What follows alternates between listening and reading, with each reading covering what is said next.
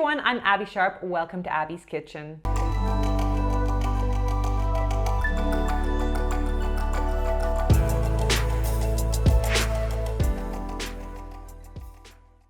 Today we're taking a look at episode 2 of Jaclyn Hill's weight loss journey. Now, if you're new to the series, Jaclyn is documenting her struggles with weight loss, her relationship with food, and the pressures of being on social media in a tell-all series revealing what her life is really like. Technically, I think it's been about 3 weeks since I started this whole 60-day thing. The whole 60-day thing is not, I don't want to say it's not obtainable. It is. I have up. I'm gonna eat a sandwich. Oh. Sometimes it's just worth it. Okay, a double regular with just grilled onions, regular fries, and a chocolate shake. I don't know. Like Little Miss Piggy. Okay. I have absolutely no regret. Nothing but meditation. I had 2 bites of a donut. This is so much food with them. Oh, this is gonna be. We're feeding an army, mofo. Eat like all day long. I'm over it. I'm exhausted. I feel like absolutely nothing was worth it to me. This looks like something that you would find in a diaper, honestly. Now, of course, before we get into it, feel free to pause the screen or look at the description to check out my disclaimer, including a huge trigger warning to those with current or previous experiences with disordered eating. As always, please feel free to skip this video if it's not supportive to your journey. And if you're new here, welcome. Don't forget to subscribe to this channel, ring that bell, and also follow me over on social media on Instagram and on Facebook and on TikTok, where I am taking down all the nutrition BS on the regular. All right? Let's dive in. I'm super hormonal and PMSing really bad. And of course, this is the time that you make excuses. When you start your period, you're like, okay, like, come on. I get to eat ice cream. I get to have cookies. Like, the cravings are worse, right? So trying to really power through that. Okay, so let's take a second here to normalize period cravings, because I think the word cravings in general has gotten a really bad rep as something that you need to suppress or prevent, when really it just means like the foods that you want to eat, period. No pun intended. But there is actually a scientific rationale for our period cravings, thanks to the appetite stimulating effects of progesterone, which Rises right before your period. and the appetite suppressing effects of estrogen, which falls around that time. now serotonin levels also take a dive, which not only explains our not so sunny disposition, but also can trigger a desire for carbs to help boost the serotonin in the brain. Now, this is all just to say that increased cravings, particularly for carbs, actually have an evolutionary and biochemical explanation. And since rising progesterone levels actually cause a modest increase in metabolic rate of up to 12% or more, research does suggest that there's kind of this unconscious compensatory mechanism in place to help maintain weight homeostasis. In other words, your body's got your back, so this is not something that we should necessarily try to fight or fear. I actually have a whole video on what to eat during different stages of your cycle here if you want some more evidence-based tips. I'm gonna eat a sandwich. Whole sandwich with bread and everything. I got an Italian sub from Potbellies. I'm going to be good, but I'm also going to indulge. Okay, so based on the paltry portions that we saw in episode 1, I'm really not surprised that Jaclyn's gotten to this trip with an overwhelming urge to actually eat. We often see dieters get into vacation mode, eating like all the forbidden things the moment the plane's wheels get off the ground. Now, I want to, of course, flag that I would never classify a sandwich as like an indulgent food, but based on her attitude, I am worried that since she's kind of broken her safe pattern of dieting at home, that this sandwich is like the kickoff to a Last Supper style eating event in LA. Let's hope that I'm wrong. No, you're not wrong. I'm so sad I don't get to have the bun. But it's okay. I'm saving my carb for my lobster roll later in Malibu. It's so lame. It's good. No, it's not good. Their bun slaps so hard. It's so crunchy on the inside and soft on the outside. This is so lame. It's a 5. The bun's a 10. It's fine. I'm gonna be happy then. Okay, so Jaclyn says that she's saving her carbs for the lobster roll later on. So it sounds like she's trying to maintain some semblance of her diet while away. But what's the point of getting the lettuce bun if it's just gonna make you miserable? I worry that this is just a setup for a binge. This is like my first real cheat. I'm eating that whole lobster roll right there. I'm going in. You feel good about this cheat? Oh yeah. I love Nobu. Congri. Congri. I'm like Little Miss Piggy. Okay. I don't want to say I told you so, but also cheat. Probably my second least favorite C word in the dictionary behind cleanse. I don't think that there's anything wrong with any of the meals that she enjoyed there, and I'll talk more about that in a sec, but I would hedge a bet that if she just allowed herself that little bun that she wanted so badly earlier on in the day, that she probably wouldn't likely need or want to eat all the fries in her kind of first cheat of the day. And also, if she were truly listening to her body's needs and wants and not just being in like diet starts tomorrow cheat day mentality, she probably would have been craving a little more veggie action by dinner. Now, having said that, I'm actually a bit relieved to see Jaclyn getting in some more protein and carbs and also choosing foods that she enjoys. And there's actually a lot of nutritious ingredients here worth regularly enjoying. But I'd love to see these kinds of foods worked into her diet more often so as not to trigger some kind of last supper kind of cheat weekend. Something that I've realized is that when I decide to like cheat in like little ways, like cheese and crackers, I hate it. Like I feel like crap afterwards. Like I feel bloated, I feel nasty. But when I go in for a banger cheat, like a huge bowl of pasta, or like last night when I had the enchiladas, that for some reason brings me happiness. I feel no guilt. I feel nothing negative towards myself.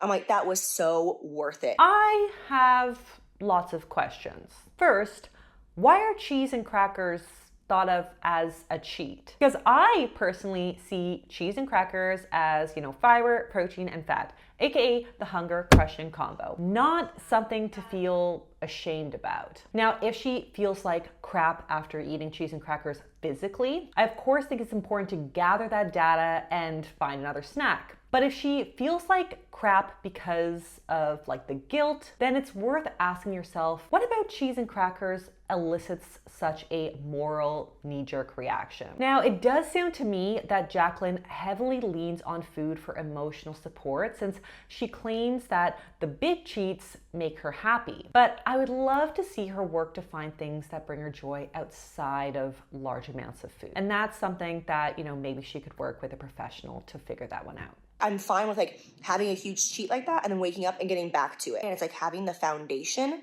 of like eating healthy 90% of the time, and like that's who you are in your normal life. But then like going out of town and like having things here and indulging here and there, it's like, that's fine, who cares? So first of all, I'm really happy that Jaclyn has found something that's working for her that she can feel proud of. And I will say that I get that a lot of dieters feel more in control when they diet really hard and then eat all the things to kind of like get it out of their system for then getting back on the dieting train the next day. Now, when I was struggling with my eating disorder, I also thought that this helped me kind of stay more in control. But the reality is that I was the farthest thing from being in control. And it also doesn't sound to me that just getting back to it is so easy when it requires you to obsess over food all day and then kind of fantasize over the next big cheat. And even if these kinds of foods don't force Jaclyn to crave them all day, every day after she has this cheat, it doesn't sound to me that just kind of getting back to it is so easy when it causes you to obsess over food all day long and then fantasize over the next big cheat. I would think that that's something that we could work on. So I'm happy to hear that she's maybe craving some fresher, healthier foods now. Of course, she's listening to her body, but I would say that that's a piece that I would want her to work to unpack. All I've had today is a cheeseburger that was wrapped in lettuce from In-N-Out, and I only had half of it because I didn't like it. It was soggy and it was gross. What about breakfast this morning in Malibu? I had 2 bites of a donut. Okay, what? I have a drink. I have a shot of vodka with flavored seltzer water, because when I drink clean. It's honestly kind of sad to hear that Jaclyn constantly has to justify her food decisions. Like, Cheeseburger that was wrapped in lettuce. I had 2 bites of a donut, because when I drink clean. also, why is she choosing the lettuce wrapped cheeseburger again when she clearly hated the last one she ate? Again, I would bet that if she were able to shake the scarcity mentality on vacation, she might find herself craving more nutrient-rich meals. Honestly, without the dichotomous dieter hat on, a colorful salad would likely be much more physically and emotionally satisfying than some kind of soggy cheeseburger. These jeans were fitting me so perfect. 5 days ago, I wore them. I just put them on and they are so tight, I could barely button them. And that's just from me sneaking some little bites of, a donut, or having like a full plate of enchiladas. Honestly, one serving of enchiladas and a few bites of a donut does not hold that type of power, so don't give it to it. Blaming your bad food choices is so unnecessarily punishing when the more likely cause of tight pants is maybe some water retention or a change in bathroom habits, which is very typical when traveling. 'Cause I ripped my pants. Let's try to have a little more compassion here. This is so much food. What the Oh, this is gonna be We're feeding an army, mofo. Ate like all day long. It's gonna suck getting back to Florida and getting back on the grind. But low key, I'm so excited. I cannot wait.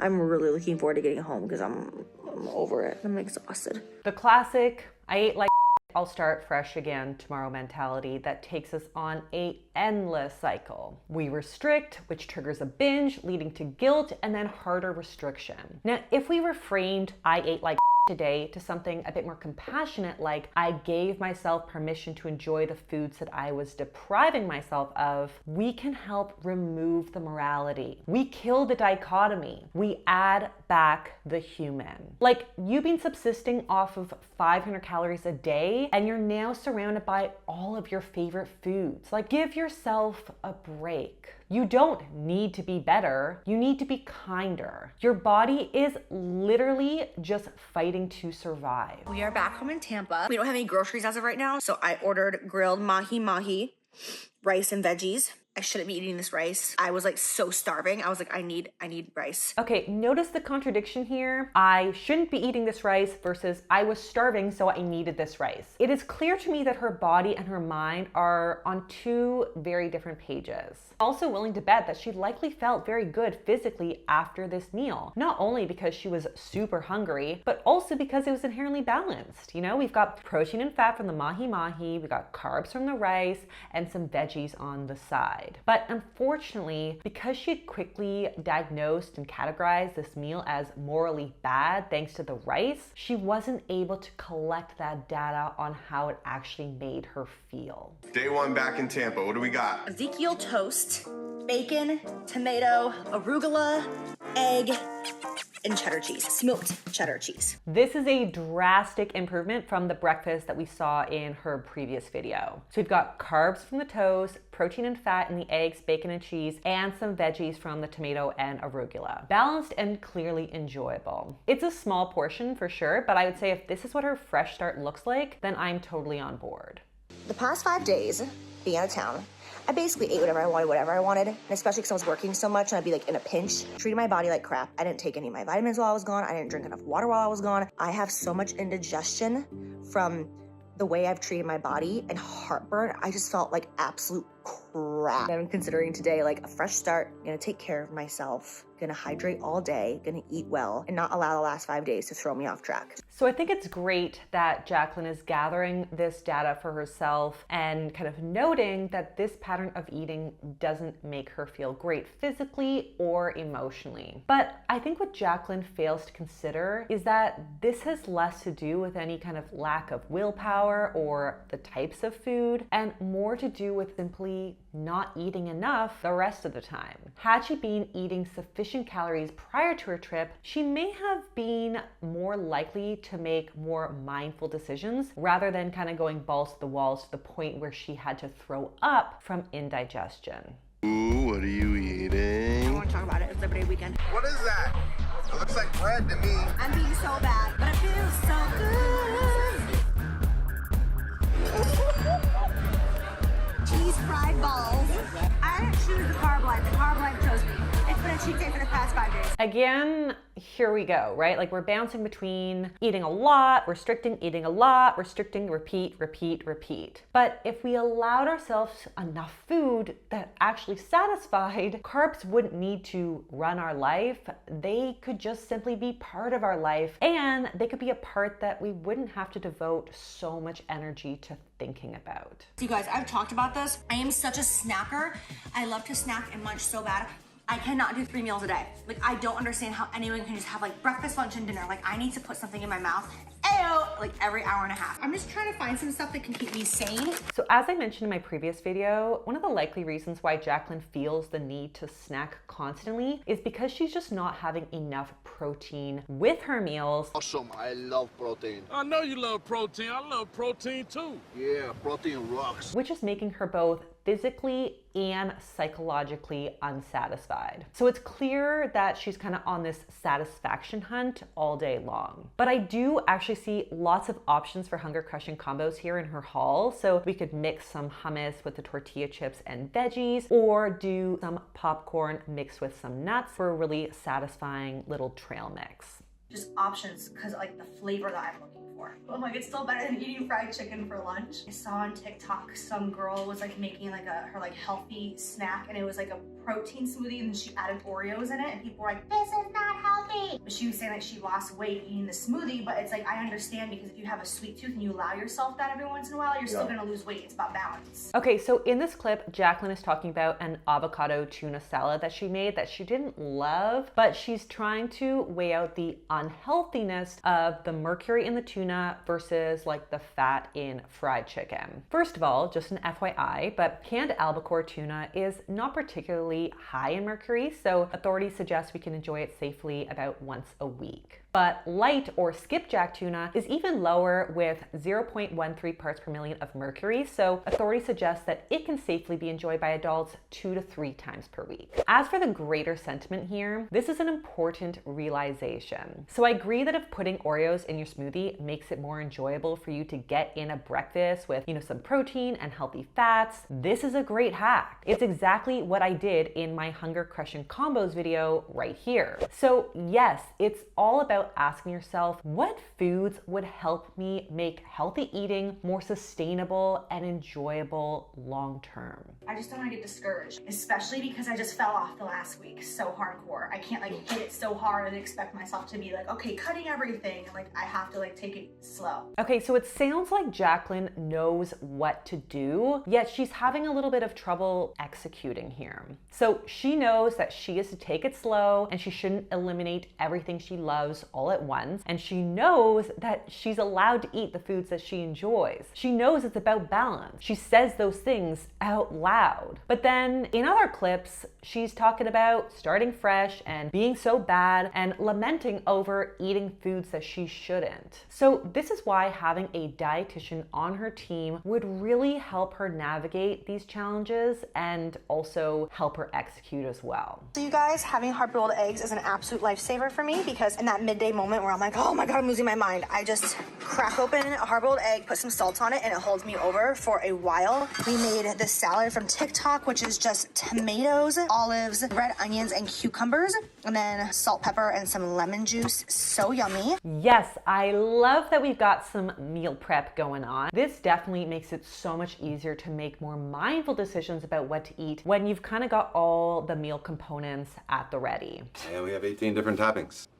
Is there any way that you could do all of them? The works, you got it. And also, I'm so happy to see her focus on protein and not just a ton of low-calorie vegetables, which she also notes herself will help to satisfy her hunger longer. I think it's been about 3 weeks since I started this whole 60-day thing. The whole 60-day thing is not, I don't want to say it's not obtainable. It is. I was doing so good. I lost 7 pounds in like 2 weeks. Amazing. I know a ton of it was water weight, but who cares? Got on the flight, went to LA, and everything just went.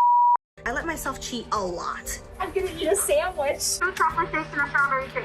it's like once you taste a little bit of it, you just want to keep going. I'm just discouraged in the sense that like I just make excuses for everything. Bite here and it's one bite there, and that racks up in your body and it ends up counting and it ends up making you bloated and feeling like crap. So I'm getting back on track starting today. I woke up, had a green smoothie, I had a salad for lunch. Is anyone listening to me? Listen to me carefully. Here's the thing. There's always going to be life events that revolve around food. So whether it's vacations, long weekends, birthdays, football parties, etc. And if you do not heal your relationship with food, you're going to perpetually live in this yo-yo state of like full-blown cheat weeks to green juice cleanses. And like she said, that inconsistency doesn't feel good. So she was totally right when she said that this whole 60-day thing is not obtainable. It's not obtainable because it's not real life. And she didn't up. She was just living real life. And I really hope that she can find it in her to be more compassionate about this moving forward, because this is not a quick fix.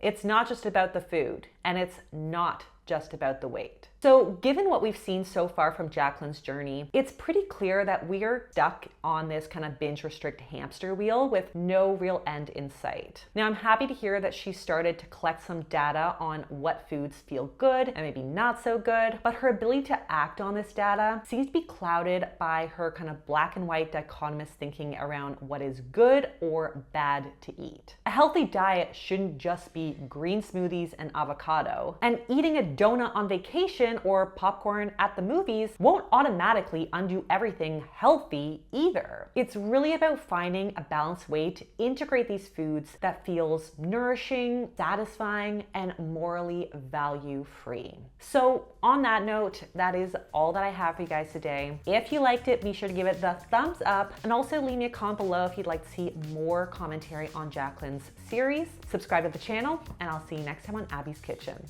Bye.